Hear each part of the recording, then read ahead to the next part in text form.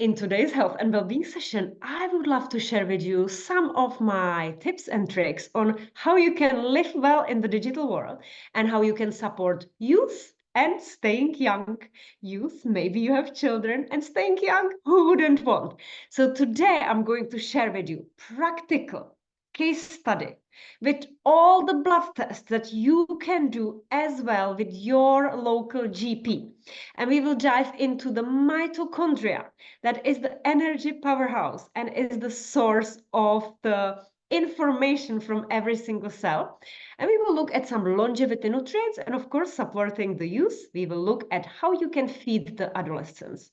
Last but not least, you will be able to download the Institute of Functional Medicine meal plans and how to eat the rainbow. So let's dive in. For those ones that don't know me yet, I am a functional medicine nutritionist, Blanca Campbell, and I like the marriage of science and spirituality. And in functional medicine, we are using this matrix a lot. As you can see, in the core is the mental, emotional, and spiritual health. Because you can eat the best food on the planet. You can have the best gadgets. But if you are not mentally, emotionally, and spiritually balanced, you might not experience optimal health. So once we find out the root cause, and today I will show you the practical case, we can look at the modifiable personal lifestyle factors. And here you have some examples of the sleep, relaxation, exercise, movement, nutrition, stress, and relationships.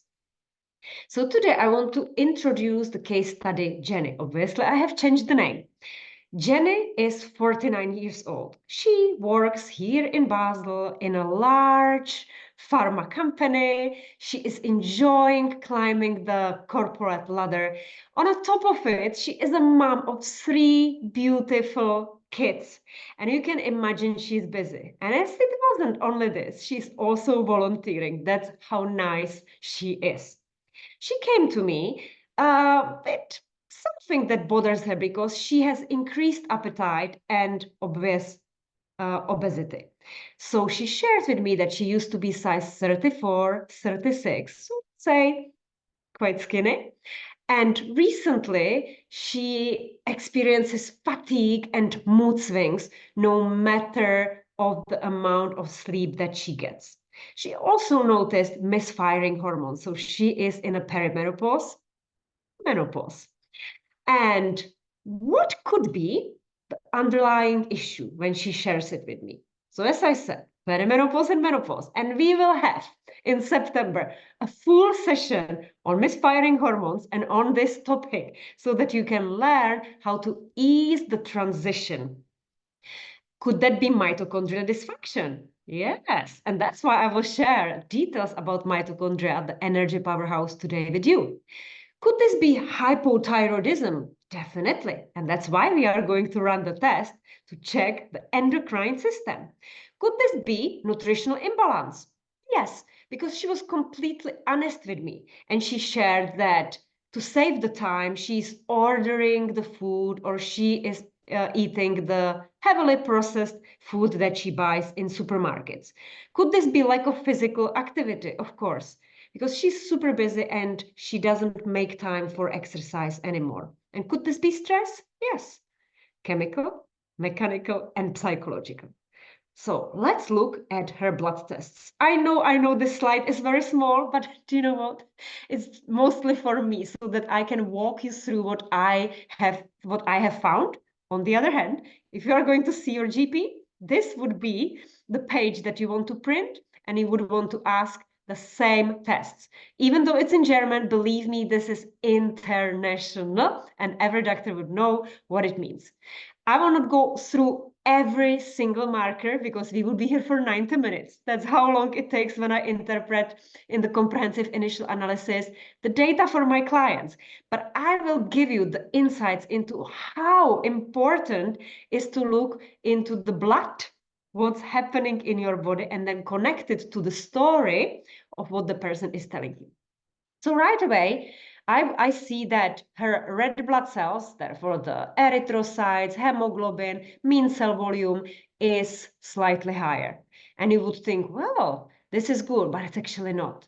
It's when the body is under stress that it's preparing for running away for the tiger, and it actually needs more red blood cells. It will increase it way than it should be. I can also see that her leukocytes, the white blood cells, are increased. There is an inflammation in her body, and the body is trying to fight. And it makes her tired, because you can imagine when you have, for example, fever, when you catch COVID or any other virus, how do you feel? You just want to stay in the bed. So fatigue is actually because the body is trying to fix the problem. I can also see that her ferritin is increased. And what can happen is that your doctor will say, hey, this is fine. But in functional medicine, from all the research, we know that ferritin is inflammatory marker, and it can actually mask very often deficiency just because the body is trying to increase the amount of red blood cells. Therefore, I'm not going to conclude only on one inflammatory marker, but I'm also going to look at the next one, and that's CRP, C-reactive protein. You can see that the maximum is 5, and then you need to go to the hospital. She has 4.2, and that is already extremely high. At the age of 49, I would accept maybe 0.5 because there might be some slight inflammation in the body, but definitely not 4.2. I also want to mention that this blue line, the reference range, it's Switzerland. If you were to look at France, it's much stricter, and therefore Jenny would be already out of the range in many of these markers. So that's why I'm using the functional medicine range to diagnose and prevent, mostly prevent. I also look at her glucose levels. So glucose levels are optimal, but glucose level, it's only what's happening in that moment in the blood. What I like to look at is glycosylated hemoglobin. And right away, you can see she has 5.9. So 6.5 is officially diabetes. For this range, optimal is around 5, maybe 5.1, but definitely not 5.9. So I know that the sugar that is in her blood is damaging the hemoglobin, which is the protein that is carrying the oxygen to the cells. And this is glycation, this is aging. We definitely don't want that. Looking at other markers, I can see that despite her fasting, the triglycerides are very high. What does this tell me? Triglycerides is like a spillover. 1.9 would be acceptable if she had a massive lunch and right away or 20 minutes after that, she would give blood. Of course, because there is so much food running through the blood, this marker would be high. But she was fasting all night, and she did this test at 10 o'clock in the morning without eating, without drinking.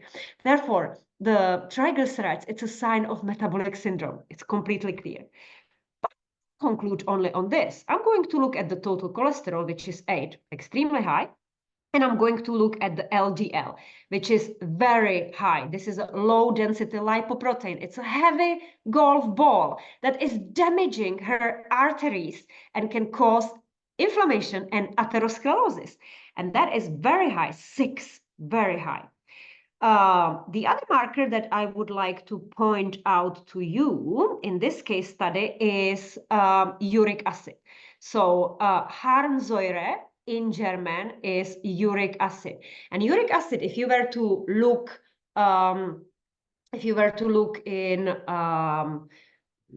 on internet, you would find probably that uric acid causes gout, which is the painful crystals in a big toe. And it was called King's disease when they were drinking lots of alcohol and eating lots of meat. Alcohol is a culprit very often, but it's also a marker of the inflammation. So when you look that she has 374, and even in Switzerland, the maximum allowed dose is 350. She is over the border. I can also see that her liver enzymes are increased because they are trying to filter all this damaged debris, toxins, and inflammation out of the body. I can also see that her bilirubin is increased, which is a sign of bursting cells. I can see that she's not digesting very well. Her pancreatic elastase and lipase are actually quite low, and therefore she's not absorbing the food and doesn't get the nutrients. And what I can also see is that her total protein is very high. And normally you would think, oh, maybe she's eating a lot of protein like bodybuilders, but this is not the case. Her body is starving because she has insulin resistance and she's not able to use glucose as a source of energy. She's also not able to use fat, ketones as a source of energy. And so her body is causing sarcopenia, muscle wastage. It's trying to break down protein and turn it into energy. That's why it is. Or the other case is she's not absorbing protein. She's not able, she doesn't have the enzymes for it. We did not test this one. She doesn't have the enzyme to break down protein into single amino acids and utilize it for the cells. And that's why it is in her blood. We also looked at the thyroid, and here I can point out to you, we are looking at the TSH, thyroid stimulating hormone, which is actually lower. And this is the only marker that traditional doctor will do because they are waiting for TSH to be increased. However, very often, believe me, I see it very often, this marker is very low. And that's why it is important to look at the full picture of the thyroid. And that means looking at the T4 and T3. So T4 is thyroid and 4 iodines connected together. And this is for 7 days, the storage that was made in the thyroid. And as you can see, her storage, T4, is very low, 11.5. When we want to activate the thyroid, we chop off 1 iodine iod molecule, and the T3 is the active for 24 hours in the blood. And you can see that T3, 4.2, is also low. Usually we want for 5.6 or more, not to go over 6, but 5.6 is ideal. So obviously she has lower amount of T3 because she doesn't have sufficient amount of T4. So we also looked at if she has enough iod iodine. So I'm just jumping to the third slide, and you can see she has only 43. She doesn't like fish. She doesn't eat seafood.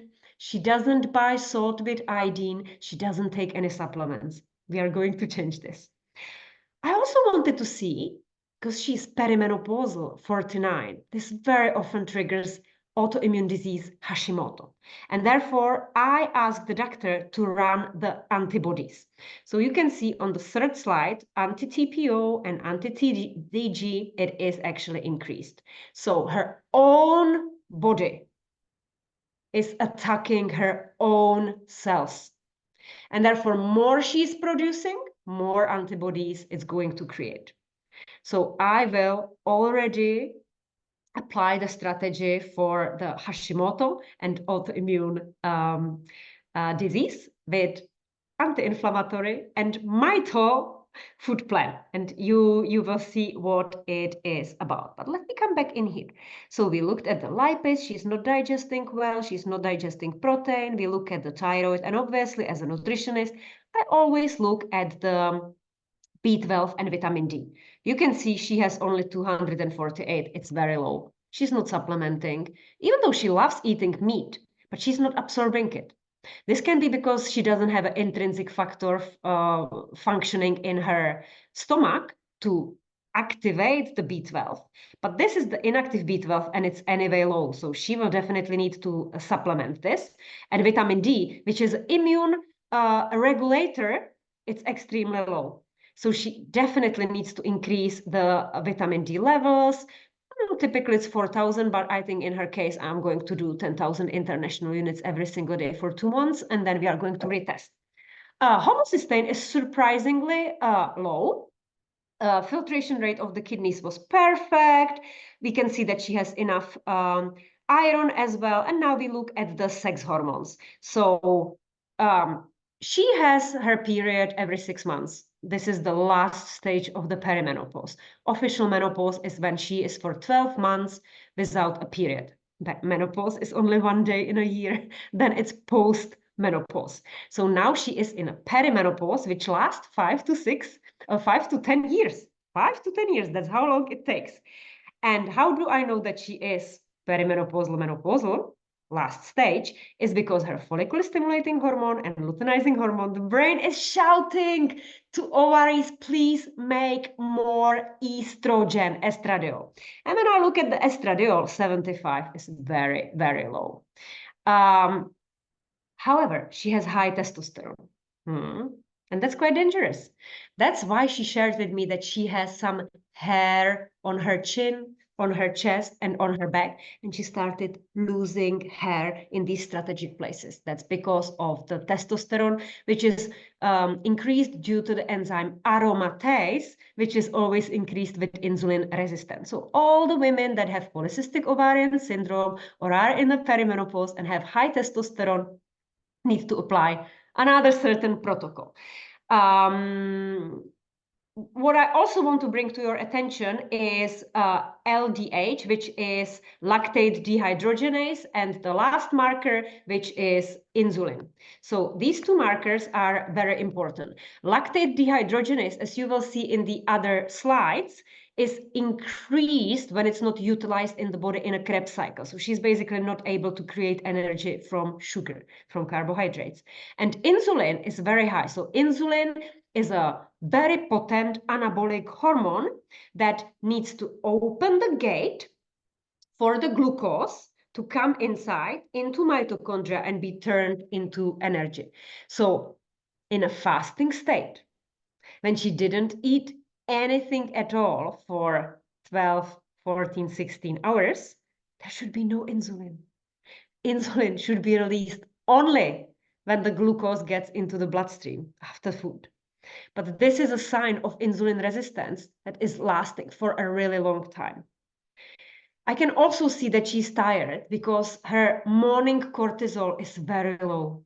Morning cortisol, we actually need it when we wake up. That's what makes us energized. This is what helps us to run away from a tiger. And people that have fatigue have very often low cortisol. Why? This is adrenal fatigue. This is burnout. She's just close to the burnout. If she did not come to me and we did not start reversing this, maybe in 1 year time, she would just one day not get up, burnout.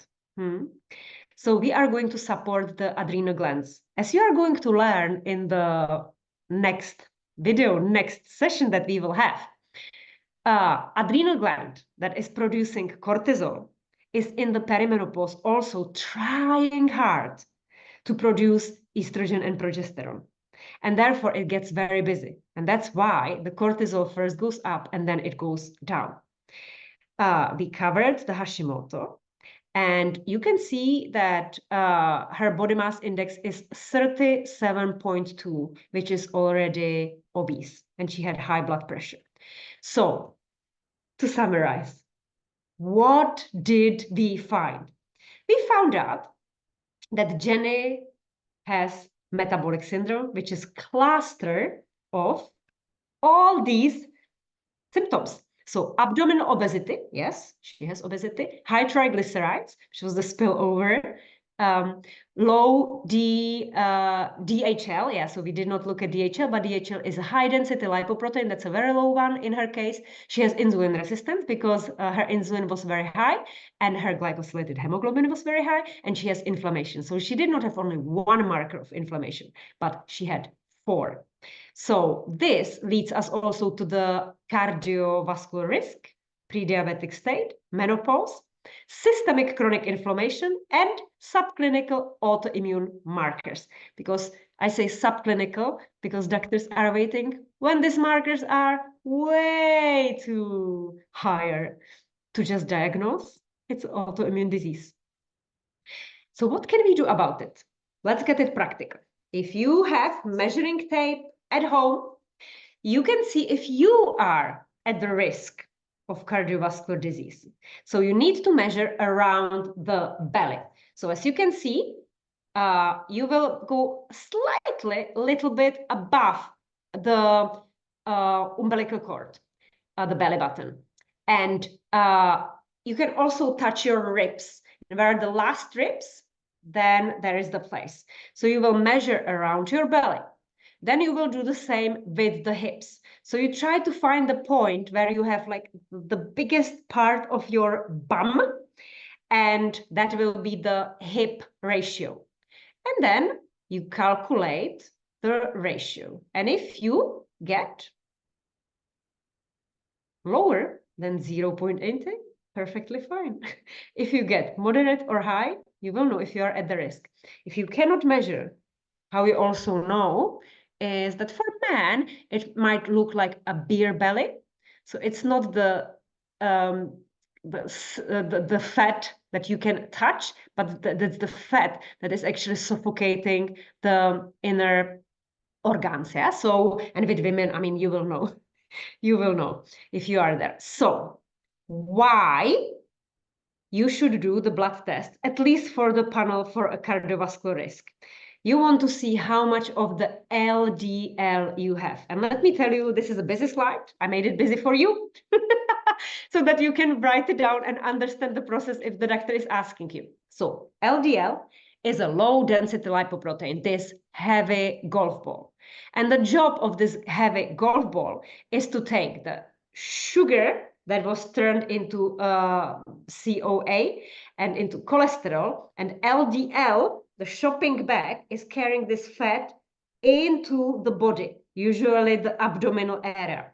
Then we have the good cholesterol, HDL, high density lipoprotein, and this one is taking the fat from the storage, brings it to the liver, and in a gluconeogenesis turns it into energy. So this is happening when we are fasting, and we are going to speak about fasting today as well. So you can see it's here. We need LDL as well for the steroid hormones. We absolutely need it. But what very often happens is that LDL, as it's traveling, it gets oxidized by free radicals. And then when it gets oxidized, and when there is a damage, it can actually squeeze and create this plaque. And the plaque is growing, growing, growing. And what happens is that the blood cannot run through the vessels easily. And so it's going to increase the blood pressure because it needs to be pushed into the body. Yeah? So you can see that we have already the damage in the lining, this endothelial lining. We have inflammation because the white blood cells will try to fix it. It creates the plaque, which will cause the blockage or constrictions. The blood is going to be thicker because the platelets want to fix it. Yeah, so there is a risk of thrombosis, the clotting, and hypertension. Yes, that's going to increase the blood pressure. And how do you know if you have it? Well, if you, for example, hike in the mountains, or you would go for a fast run, you suddenly have chest pain and you cannot breathe. So what happens is, that's the second picture, we can look at it. So this is the beautiful, beautiful heart. And the heart, as you know, is squeezing the blood from one chamber to the other. And the muscle is called myocardium. So myo is muscle and cardium is the heart. So the heart muscle is pumping. And imagine it. If the blood is thinner, it's like a fresh ketchup in the bottle. And it's quite easy to push it. But if you have old ketchup in the bottle, you have to squeeze more.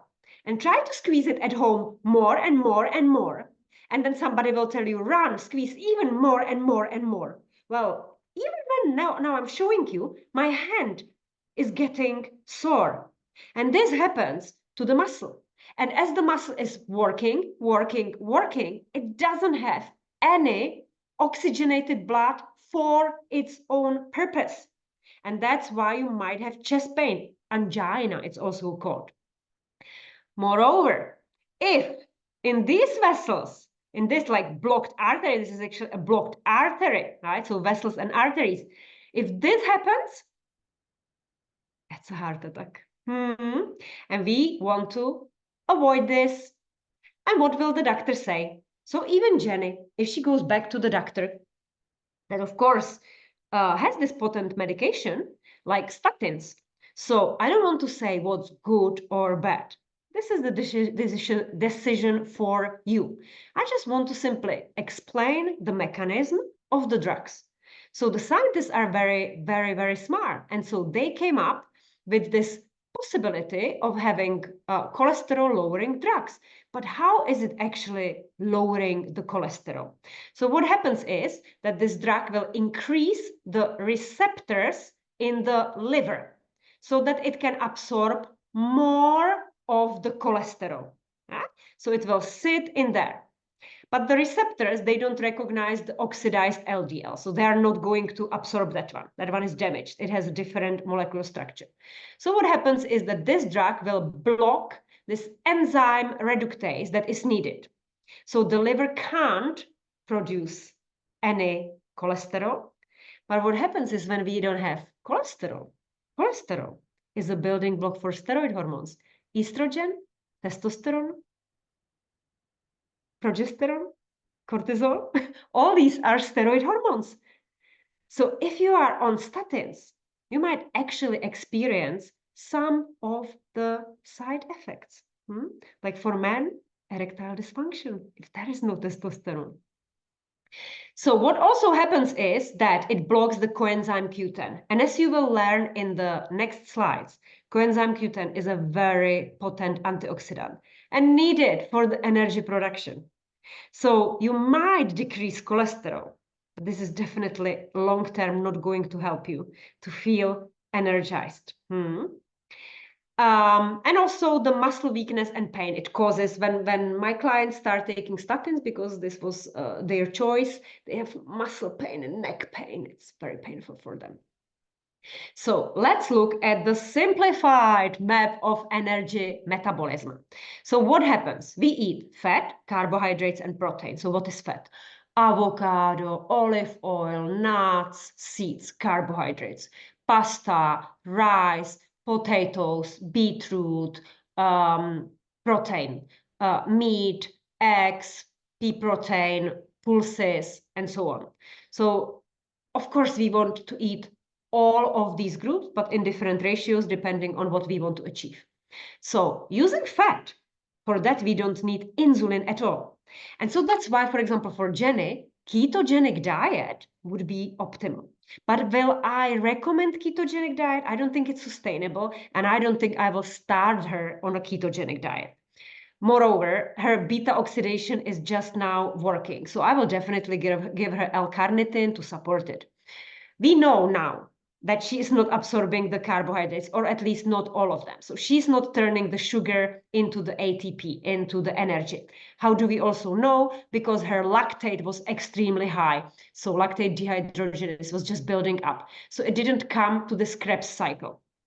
Protein, the amino acids, we could see in her blood tests also, it was very high. So she's not absorbing it.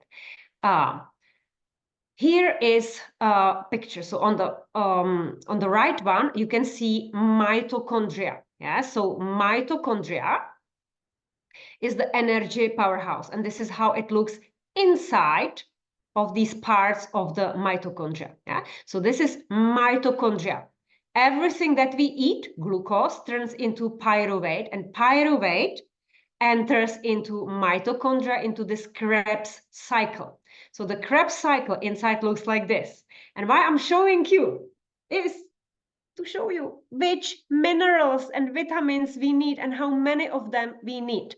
So when I told you that statins are blocking coenzyme Q10, we need coenzyme Q10 in all these enzymatic reactions.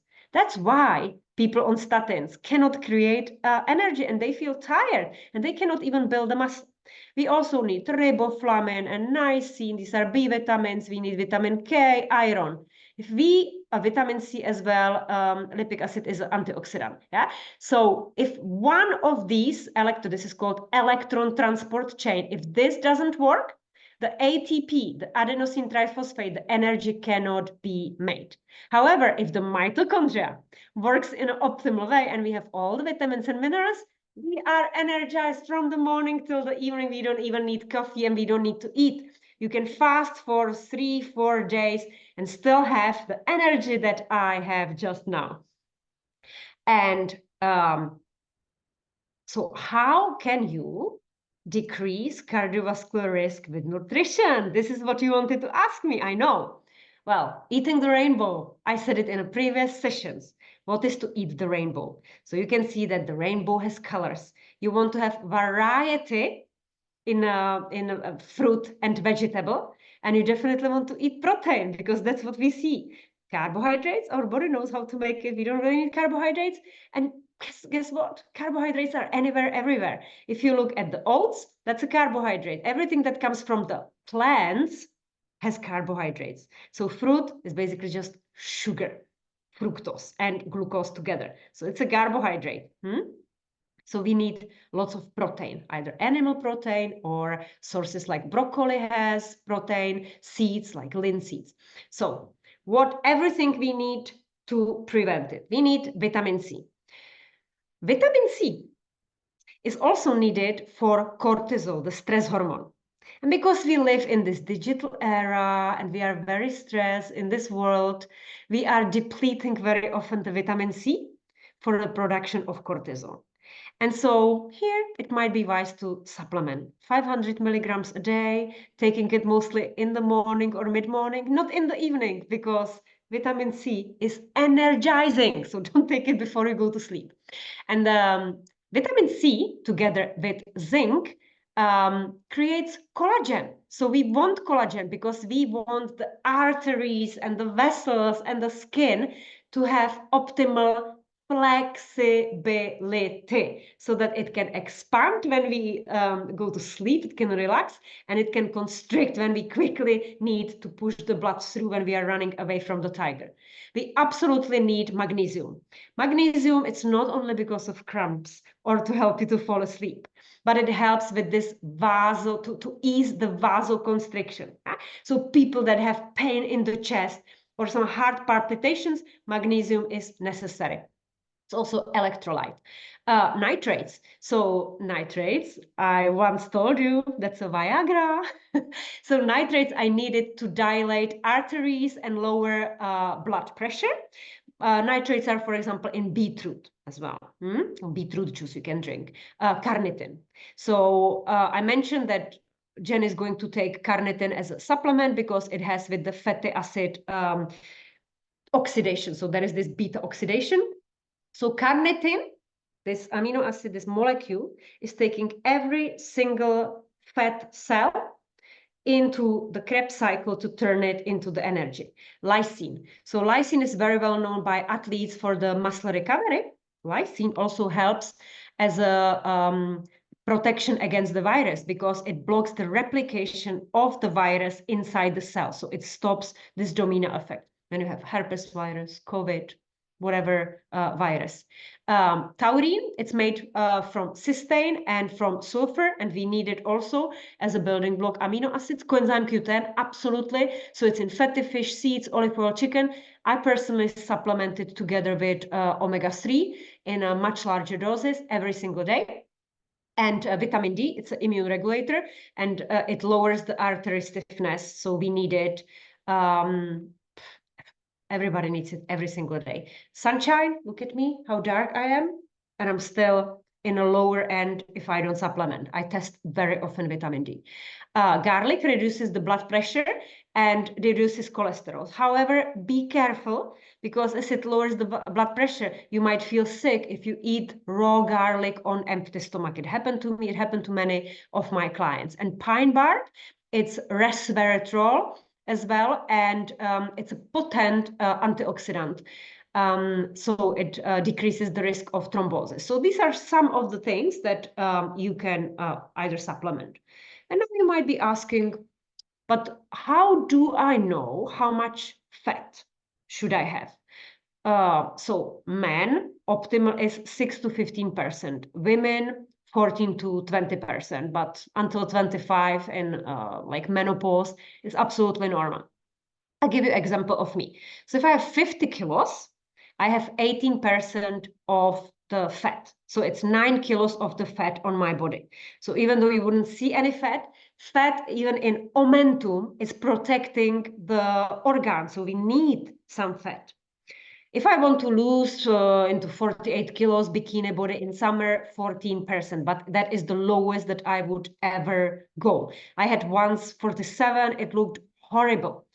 So I also have quite a lot of muscle, 36 to 40 kilograms of the muscle. So let's just say I'm showing you an example of theory. So if I have like 50 kilos now and I would want to have 48 kilos to do it in a sustainable way, I would have to go for 14 days on the caloric restriction because 1 kilo of fat, and I don't want to lose water and I don't want to lose muscle. So we really talk about the body fat is 7,700 calories.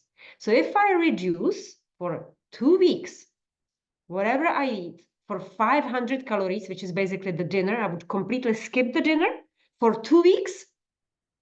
And I'm consistent and I still stick to whatever I eat as my first meal, then I will lose 1 kilo. And optimal, so it's a combination of a caloric restriction and intermittent fasting, and how we do intermittent fasting. So actually why we do it and how we do it. So how we do it could be a full another session. So for longevity and avoiding cardiovascular disease and any other chronic disease, intermittent fasting is amazing.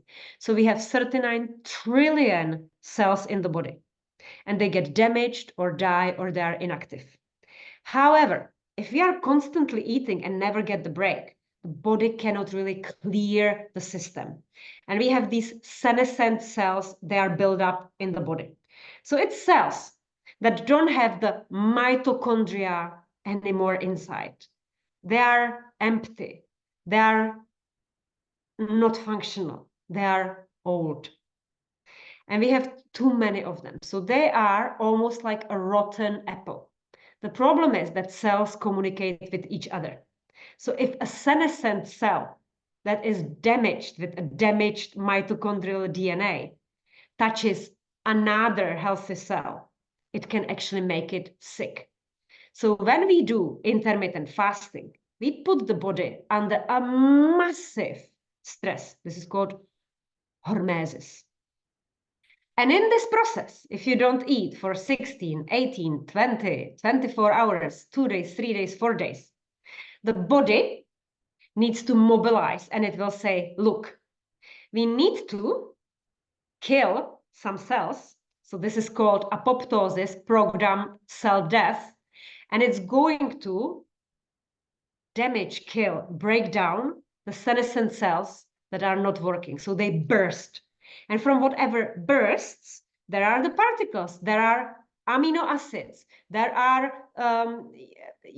many vitamins and minerals and building blocks to build new cells. So we can rejuvenate by practicing intermittent fasting. Yeah? So this wear and tear, inflammation, aging, injury, that's what's happening. And apoptosis just clears it, and only the young, potent cells survive. Where do we have mitochondria, this energy powerhouse? You see, 1, 2, 3, 4, 5, 6, 7. So in liver, heart, brain, and muscle cells, we have the highest amount of mitochondria, 3,000 mitochondria in muscles. We don't have many mitochondria in fat cells. So on a regular basis, we want to detoxify the liver and support the liver health. We definitely want to take care of our heart. We don't want that there is any plaque or any inflammation. And we also have mitochondria in the brain. So we want to take care of the brain. This is with a deep, profound sleep, the stage 4 of the sleep, at least for 1.5 hours of a deep sleep, and the remaining 5 hours light sleep, and maybe 2 hours REM sleep. We were talking about it in a previous session when we spoke about sleep. So mitochondrial DNA is very vulnerable. That's why we have there the coenzyme Q10 and lipic acid to protect us. That's why we have there also the vitamins. So that's why you need to eat healthy food.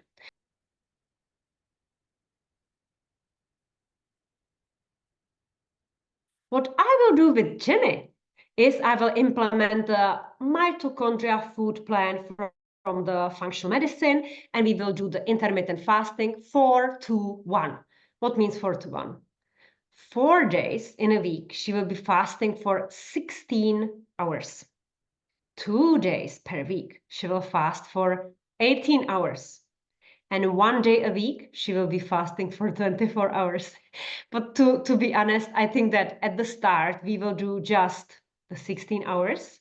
And when she adjusts to it, we will slowly go into the 18 hours fast.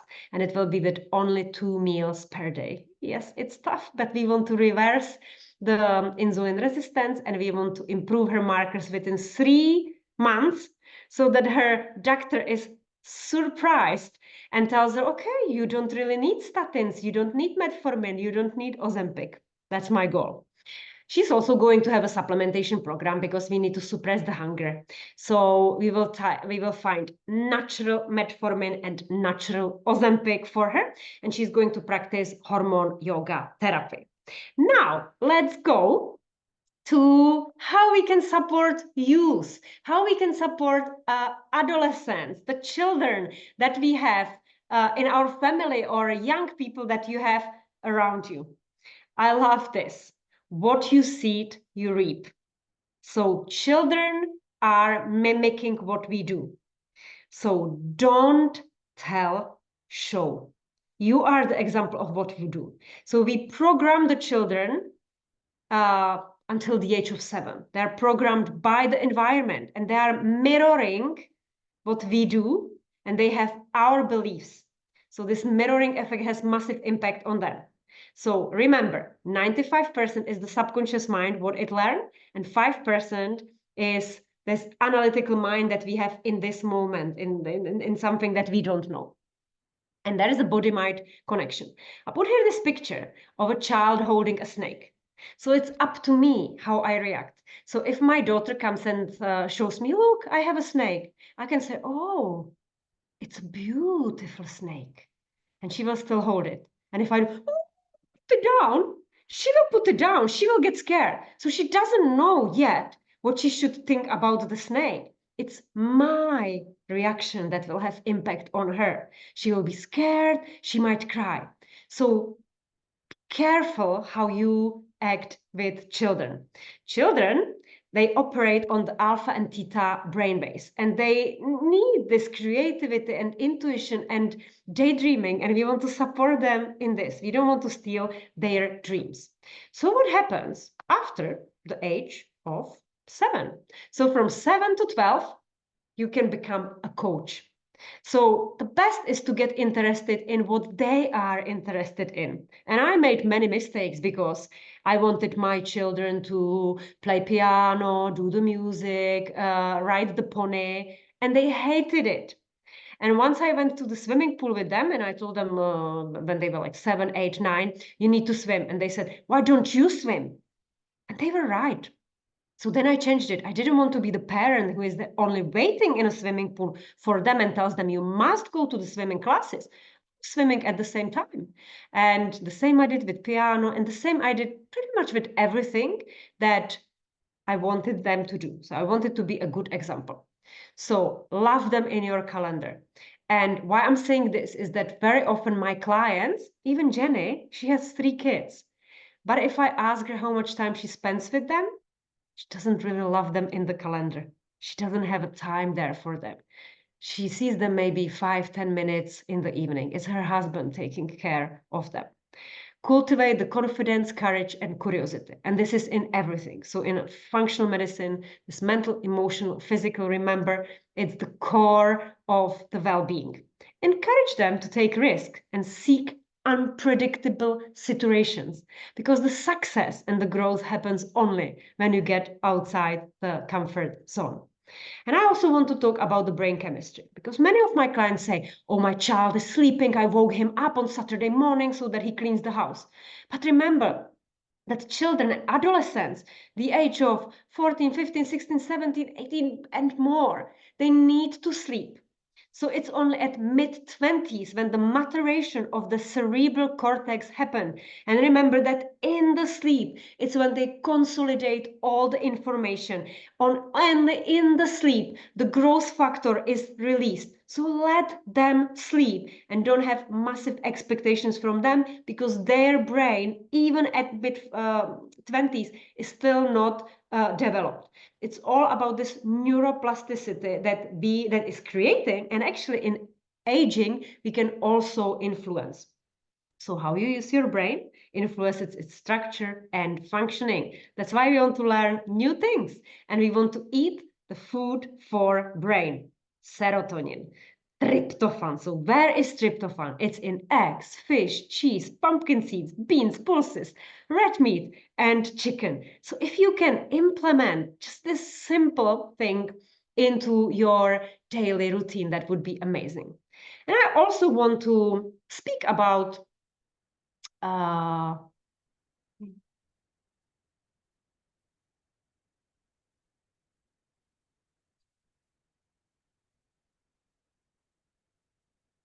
I also want to mention the difference between my generation, for example, and the Generation Z. So Generation Z, it's from the 1996 to 2009. So this range of the young people.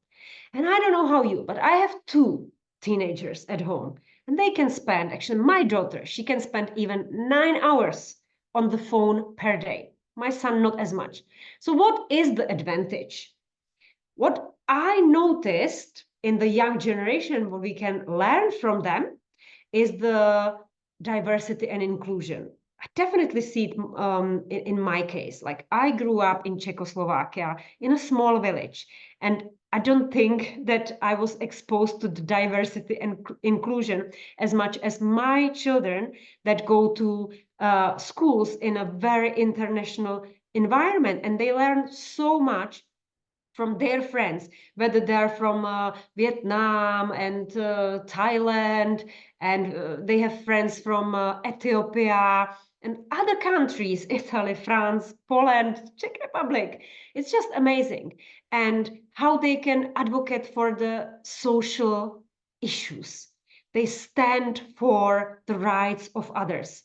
They're challenging the norms, because very often I tell them, oh, you need to, or we need to do this as a social norm. And they are challenging it like, why should I do that? Why is something not allowed? And they're even able to multitask. I love their capability to find actually everything on the mobile phone. And there are so many useful apps that I use myself. So for example, for the exercise, I don't have time, or actually I don't make time to go to the gym. I don't want to drive or cycle to the gym. But if I switch on the Allo Moves, I can choose if I want to do yoga, Pilates, high intensity interval training from the living room. I use Spotify very often. I listen to books, I listen to podcasts. I have my playlist that motivate me when I go for a run. I use for Marble, which is this amazing device. I use it with all of my clients, and it's a hydrogen and methane breath test. When they are bloated like a balloon, not knowing which food can be causing it or what's happening in the body, they just blow into it. They look into the mobile phone, they borrow it for 1 or 2 weeks from me. I have many of these machines, and they don't even have to buy it, and we find what's happening in the gut. And then we usually do even stool tests. I use Oura Ring, which you are going to learn about, how it tracks my cortisol, so resilience, sleep, sex hormones, period, my cardiovascular health, exercise. It's just tracking everything. So I think it's very useful to live in today's digital world and choose the apps that actually serve you. And if you're asking, so where should I start? Well, as I say in every single presentation, get the stress levels under control, because stress is the culprit of 70% of disease. So it's all about self-care, relaxation, meditation, exercise. And if you say, I don't have time, always change it to, I don't make time for what matters to me. Because we all say, I want to be healthy, I want to stay with the family. But do you really have it in your calendar? And you don't need to exercise for 1 hour every single day. 10 minutes is perfectly fine. Take antioxidants daily. I personally recommend it in supplements, but you can eat it in food. So food that is high in antioxidants, blueberries, broccoli, onion, it's nearly everywhere. So try to eat 8 plus, even 20 portions of vegetable every single day. So what is the portion? Portion is handful. So one big floret of broccoli is one handful. One big tomato is one handful. So count how many portions of vegetable you eat per day. Include daily sulfur-containing vegetable, because this is helping to detoxify the liver, the organ that has the mitochondria, the organ that is eliminating waste products. So sulfur-containing vegetable, so it's brassica vegetable, Brussels sprouts, broccoli, cauliflower, everything that slightly stinks like sulfur, and even eggs. Eat protein with every single meal, minimum 20 grams of protein in every meal. Avoid carbohydrates as much as you can. So low carbohydrate diet, Mediterranean diet, paleo diet are really good. Sustainable, and you do it every single day, or at least 80-20 rule. And then hydrate, hydrate, hydrate, because water is everything. So thank you for your attention and see you very soon.